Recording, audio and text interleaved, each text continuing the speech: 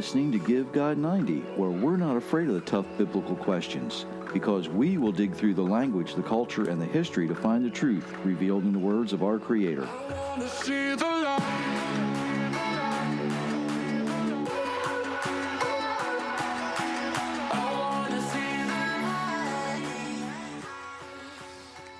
Hello, everyone. Thank you for letting us share part of your day. My name is Jerry Mitchell, your host for Give God 90. Sitting in the supervisor's seat, as usual, is Myra. Good morning, everyone. And I hope everybody who celebrated or observed Passover had a wonderful time. We did. More on that later. If you are new here, as so many people are, you can listen in.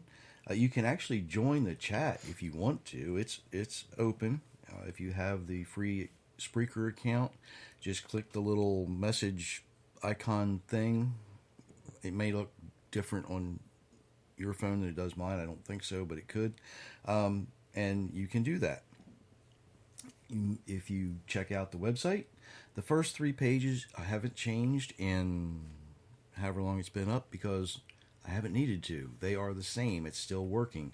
That is where you find the Give God 90 challenge, I guess you could call it. If you want to learn how to live the way your Creator designed you to live, you can start with that. It's a good way to improve your life.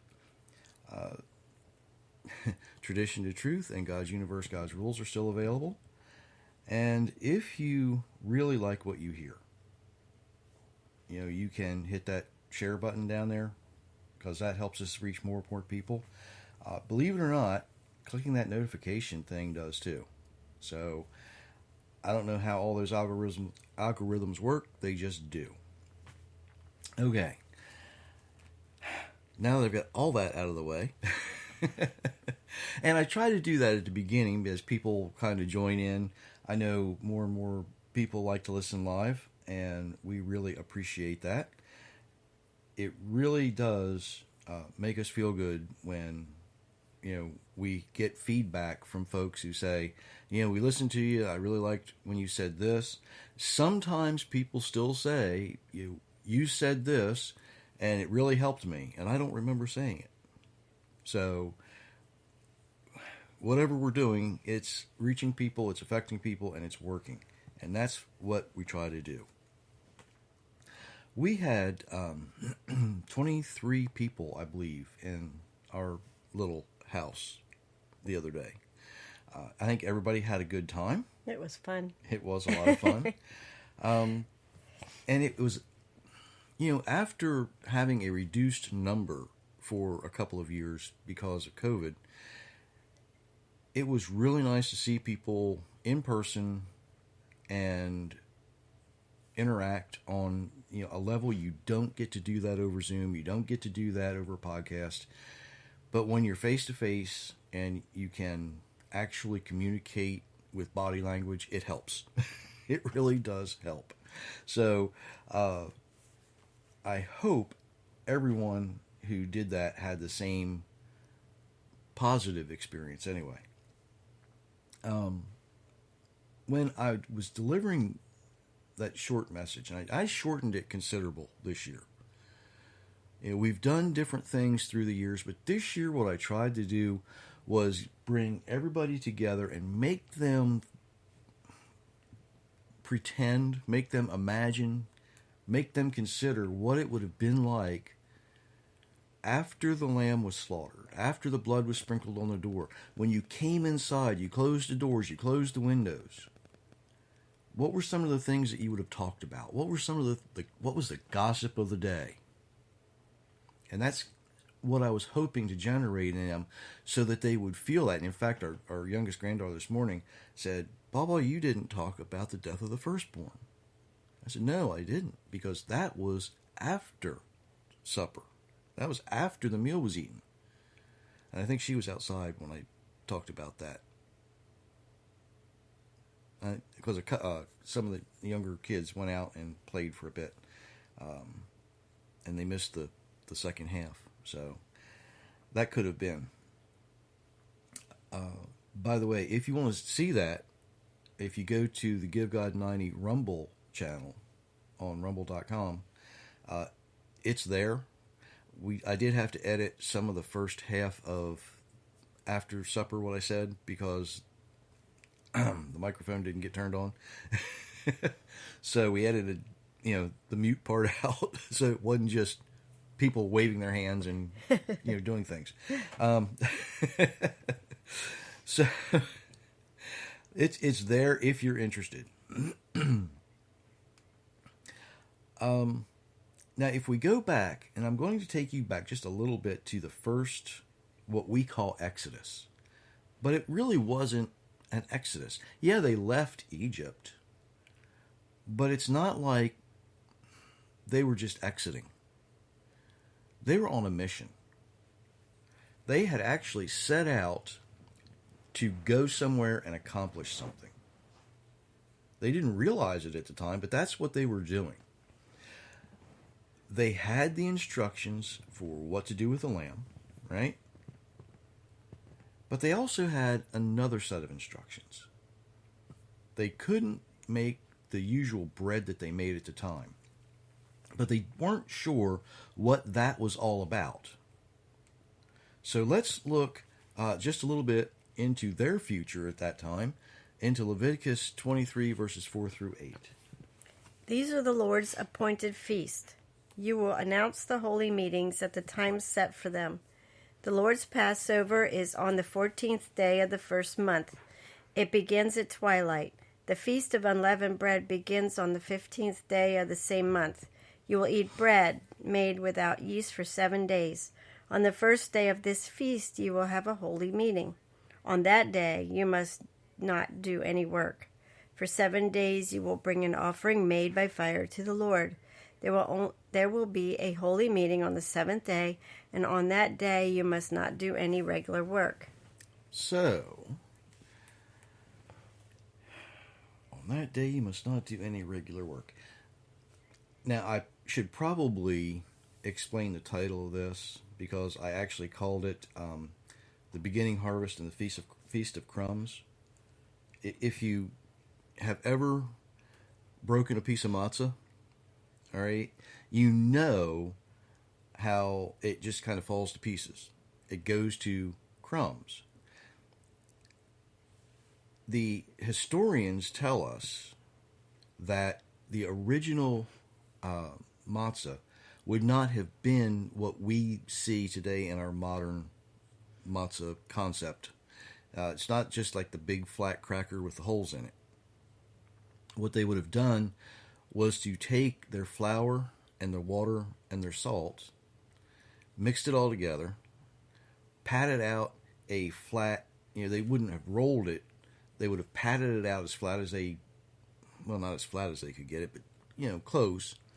And when they put it on the cooking surface, it would have been thicker than what we think it is. Not as thick and with not as many ingredients as what Americans would consider hardtack to be, but not a very thin, crackery substance either. It would have been a little heavier, maybe a little more dense. It would have been maybe like a pizza dough, kind of, without the rise. The rise, yeah. Mm-hmm. But a thin pizza dough. A thin pizza dough without any air bubbles in it. It would have been tough. Okay.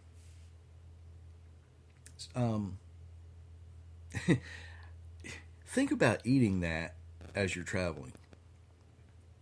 Okay, that just, it'll stick to your ribs. Might be like the first time I tried to make a cake. I forgot a couple of things. Now, the Israelites really didn't have time to think about why they were told to eat unleavened bread, right? The journey to Jebel el-Oz, or Mount Sinai, in the land of Midian, lasted about 3 months. Now, I say about 3 months. It's recorded that they got there in the 3rd month. They left in the 1st month. They got there in the 3rd month.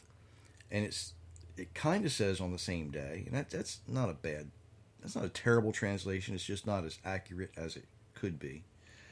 But that there's some assumptions made there, and it does seem to be the indication. But I'm going to say it was about 3 months. They were only told to carry unleavened bread for 7 days. Now that actually gets them, I believe, just on the other side of the Red Sea. So they could settle down and rest. But from there on, they ate risen bread and whatever else was available for them, right? Now, after the golden calf incident at Mount Sinai, Moses received some additional instructions, and it sort of clarifies some things for us. Because there's a lot of people who look back and they say, well, if we're going to celebrate the first Passover, we need to do this, and we need to do this, and we need to do that. But you can leave one feast out. And that is the beginning harvest, because the instructions for that were not received until after the people rebelled or sinned. They bowed down to idols after God said, don't do that. The Lord said to Moses, "Tell the people of Israel, you will enter into the land I will give you. You will gather its harvest. At that time you must bring the first bundle of grain from your harvest to the priest. The priest will present the bundle before the Lord. Then it will be accepted for you. He will present the bundle on the day after the Sabbath. On the day when you present the bundle of grain, offer a male lamb. It must be 1 year old. There must be nothing wrong with it. It will be burnt. It will be a burnt offering to the Lord. You must also offer a grain offering. It should be 4 quarts of fine flour mixed with olive oil. It is an offering made by fire to the Lord. Its smell will be pleasing to the Lord. You must also offer a quart of wine as a drinking offering. First bring your offering to your God. Until you do this, do not eat the new grain, roasted grain, or bread made from the new grain. The law will always continue for people from now on, wherever you live." Okay, now here, Christian pastors, I know there's some of you listening. Here's where I'm going to dance on your toes for a few minutes. There's your warning. There was no need for the mixed multitude who journeyed out of Egypt to know anything about the beginning harvest, because it was going to happen after they get into the land. They were not farmers while they were in the wilderness. Not until they were away from their oppressors, not until they were actually established in the land, okay, were they to do this. They didn't even get the instructions until the Egyptian oppressors, the Egyptian overseers, had no more influence on them. Well, I can't say no more influence, because they always wanted to go back. They wanted to go back to the way it was, not when they lived there, but the way it was after Joseph saved Egypt, and everybody thought these folks were great and wonderful, right? They ate manna that was provided to them. They weren't farming. They weren't harvesting, other than the manna, if you can call it that. They were gathering manna every day except Shabbat, Sabbath. So there was no need for a beginning harvest festival until later. 41 years later, right? 40 years in the wilderness, plus a year. So, in fact, Passover wasn't celebrated in Israel, in the land of Israel, until 41 years after they left. Did you ever stop to think about that?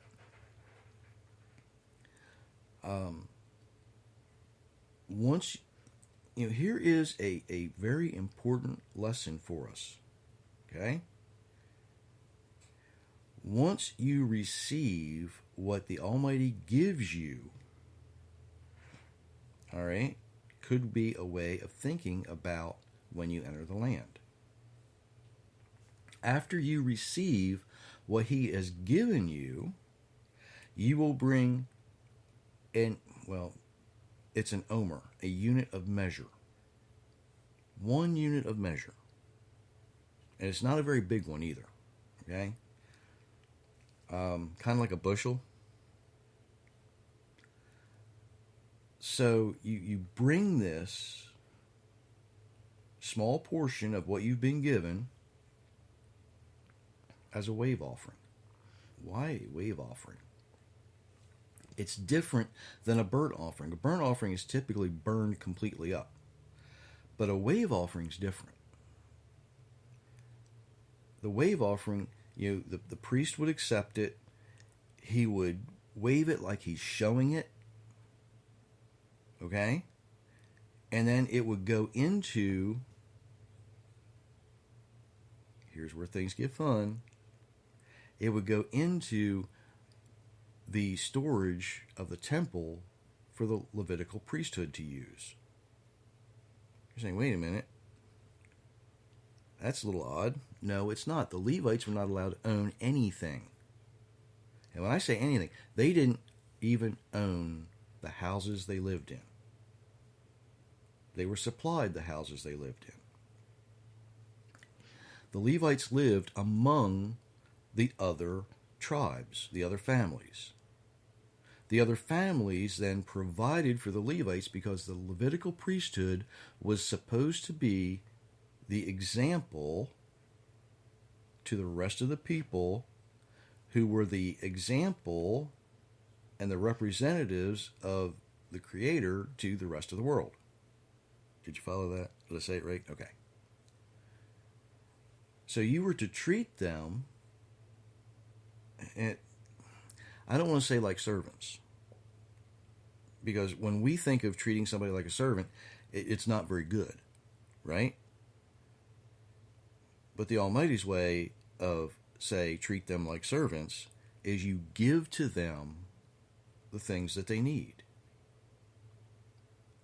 It's a charitable offering that you give to somebody that you hold up as your example. Now, this example we can follow today, but not the specific first fruit offering. Not this beginning harvest offering. You make sure that the first small portion of what we're blessed with is offered to benefit someone else. Now, this charitable offering is not, let me repeat that, this charitable offering is not a tithe in church. We see this written in various ways in the Bible. One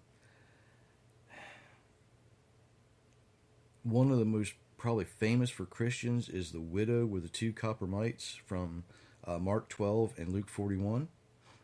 That's probably the best example in the New Testament times. And a lot of times, and I've heard this, pastors will harp on this about, you've got to give till it hurts, right? No, that's not the concept. That's not biblical at all, guys and gals. You don't have to give till it hurts. You give that, if everybody gives that small portion, right?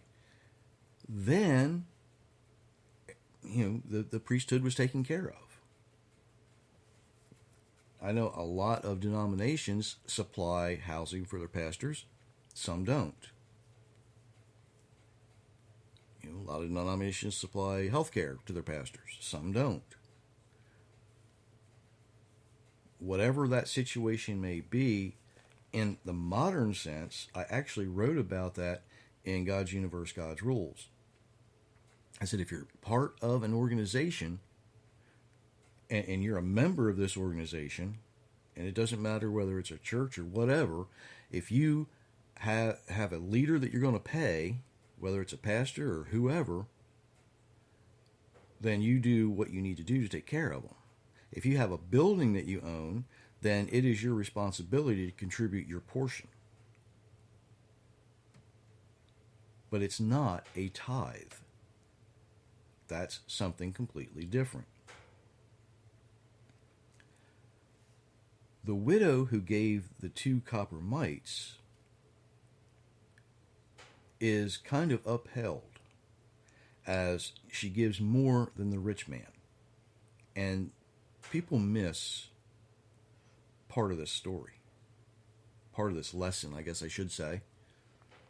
What they miss is the rich people were giving only what they absolutely thought they had to give. They weren't giving from the heart. They were not. They were meeting what could be considered the letter of the law, but they were not meeting the spirit of the law. They were giving because they felt they had to. Now, was the Almighty able to take that and use it? Build it? Yeah. So it's not like he's going to reject it because, oh no, it's bad money. No, that's not the concept. Because the concept is not for the people who are receiving it, but for the people who are giving it. Does that make sense? Did I say that right? Okay. Because if you give not what you can afford, if you give not out of trust and out of faith, but if you give reluctantly, or if you try to hold back, or if you, and I don't want to make this sound like, give till it hurts. And that's not what I'm saying. What I'm saying is you give appropriately. Like the widow did. I'm pretty sure she did not give her last 2 cents. But those 2 small coins she offered freely. Because she knew, she realized, and she understood that if she gives from what someone has given her, it's coming back to her. And we see that over and over and over again. And that's the concept of the beginning harvest. You give, the Levitical priests receive it and utilize it. Therefore, they can spend more time learning the things they're supposed to learn so that they can guide you in following the ways of our Creator. Later on, that was going to get corrupted, and they tried to get you to follow their ways instead of the ways of the Creator. Not going there today. But you know where I'm going with that, right? Their job was to keep you focused not on the giving, not on the receiving, but on the doing. So that's what we're looking at. That's how we apply that to us today. Are you giving wherever you're giving? Are you giving because you think you have to? Are you giving, in the United States, are you giving to get a tax deduction because that's expecting something in return, right? Are you giving because, well, maybe there's something to this giving thing? Or are you giving because it's the right thing to do? I've been blessed, and I'm choosing to bless someone else. And it's not always going to be about finances. It's not always going to be about something that you've been necessarily physically handed. Sometimes it's about time. Sometimes it's more about offering your time to someone else.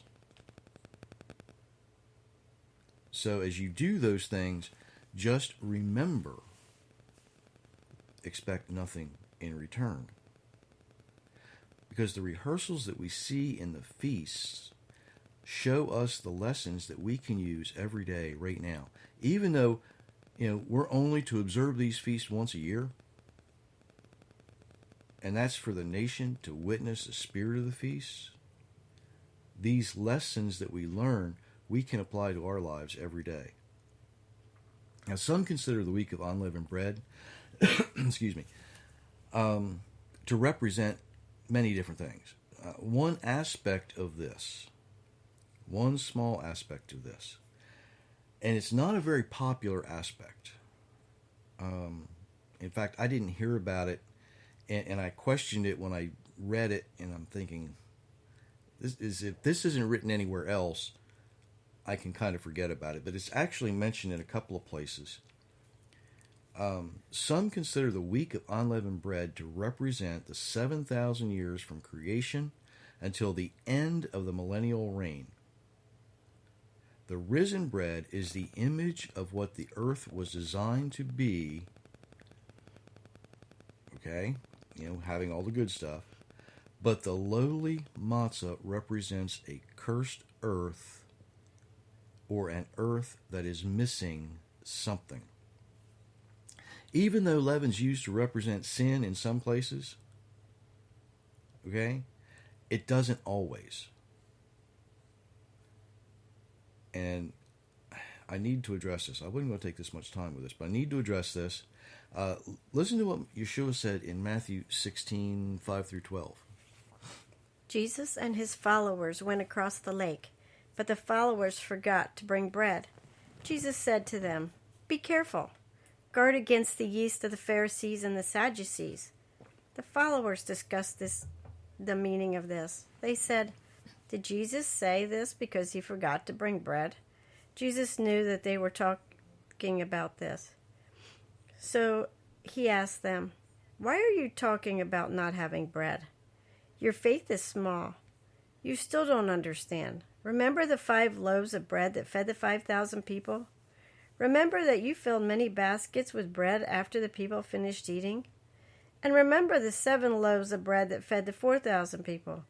Remember you filled many baskets then also? So I was not talking to you about bread. Why don't you understand that?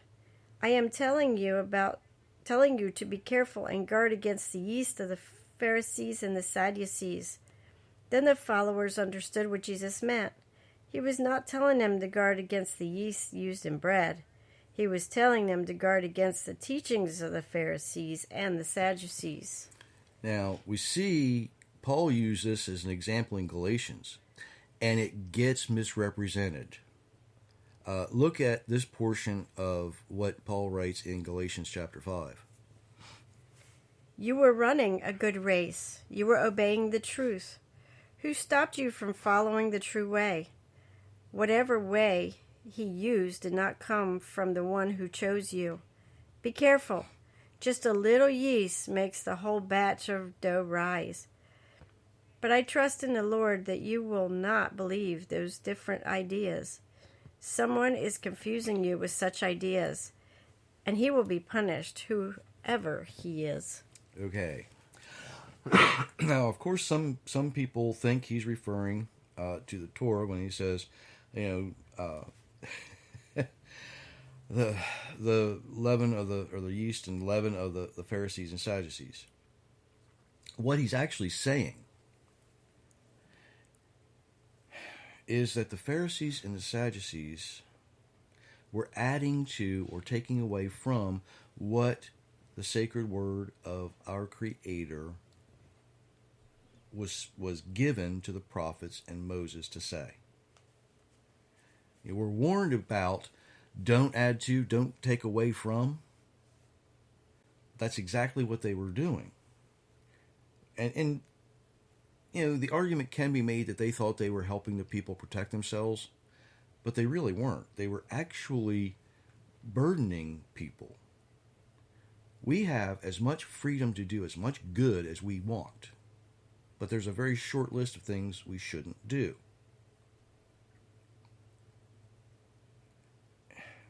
What Paul says is that if you follow the things that the Pharisees and the Sadducees added to the instructions we have from our Creator, it ruins all of it. If you corrupt it, you've ruined it, the whole batch. What Paul's actually reminding them about can be found, and I think this is where he gets it from, in Malachi chapter 2, beginning in verse 8. But if you have departed from the way, Malachi chapter 2, verse 8. But if, and he's talking to the priests, and remember in Leviticus 19, the entire nation was supposed to be a nation of priests, representatives of our Creator on earth. If you departed from the way, and your instruction has caused many to stumble, you have violated the covenant of Levi, says Jehovah of hosts.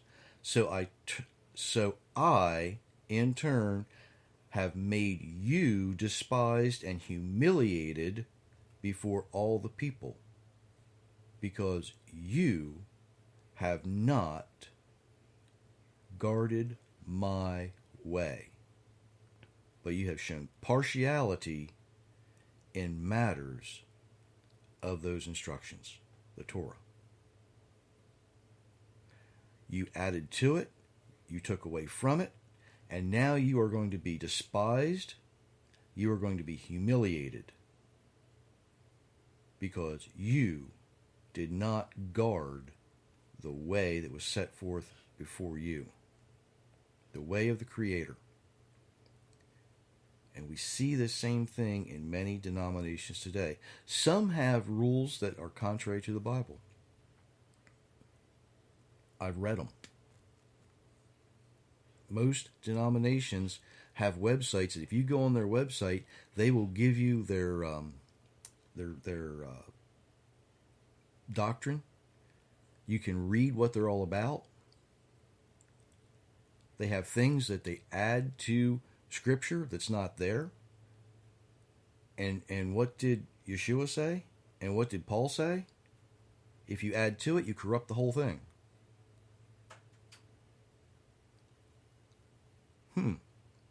Interesting.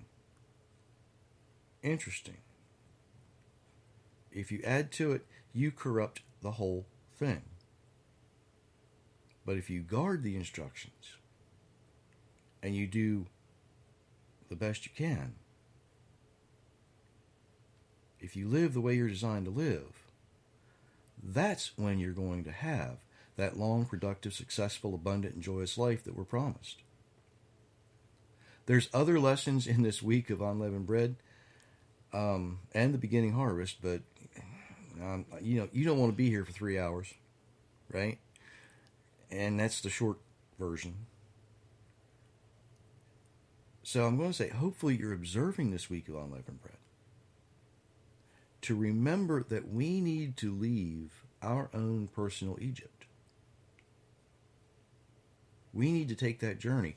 We need to just leave that behind and go towards something else. We need to go to something, whatever that might mean, that you're leaving behind, your own personal slavery, your own personal bondage, your own personal addiction, your own personal whatever, and you go to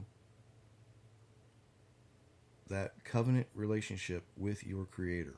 And remember, our Creator never changes. His promises remain the same. And it hasn't changed. He has said if we hear His voice, obey His instructions, He will be our God. There is no need to replace Him. There's no need to add or take away anything that He has said. There's no need to try and change His desire to protect us and guide us from the cursed world we live in. We have hope that once again we can see the risen bread, the earth as it was intended to be, as it's recreated perfect once again. Some of you hearing this might wonder how I can say that the 1,000-year reign of the Messiah is still part of the cursed earth. See, I'm trying to catch what people are going to say when they message me about these things, so I don't have to revisit it later. So, well, instead of me explaining it to you, let me let Isaiah explain it to you from the end of Isaiah 66. From one new moon to another, from one Sabbath to another, all mankind will worship before me, says Jehovah. As, as they go forth, they will see the corpses of the men who have rebelled against me, for their worm will never die, their fire will never be quenched, and they will be a horror to all mankind. That's not the New Jerusalem. That's the 1,000-year millennial reign, where the reigning Messiah, the one that comes with a rod of iron, reigns on earth. That's what it's going to look like. The earth will still be cursed. You still will see these things, because the end of evil is not yet, but it will come soon. It will come soon. I know a lot of people are waiting for that Messiah to get here. They just don't realize it's not going to be all daisies and buttercups when he does. There's still going to be some things to go through. Seeing the dead, their rotting corpses, those people chose evil. They chose death. It is an indication of a cursed earth.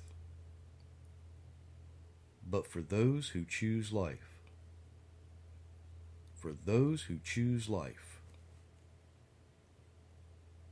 and live the way they're designed to live, the hope is in the promise of not only life, but eternal life.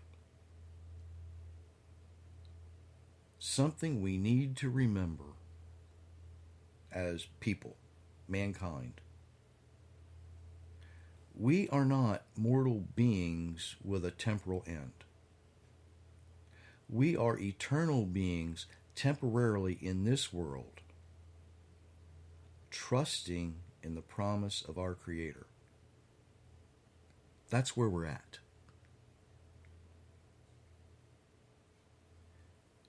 Celebrating these biblical feasts. They're not Jewish feasts, they're biblical feasts. I said it the other day, the Almighty never relinquishes ownership of them. They're His, they belong to Him. If you choose to consider yourself part of His people, then you're bound to do that, right? You're bound to observe these feasts. Doing that is designed to bring you out of where you are. Not necessarily escaping it, just leaving it behind. But the journey to where you're going is that relationship that so many people talk about. Did you have anything you wanted to add to that? Well, thanks for joining us today, and Excuse me. Pardon the coughing. Allergy season to be over soon. And we will visit with you again on Thursday evening. Absolutely. Till then, many, many blessings, everyone.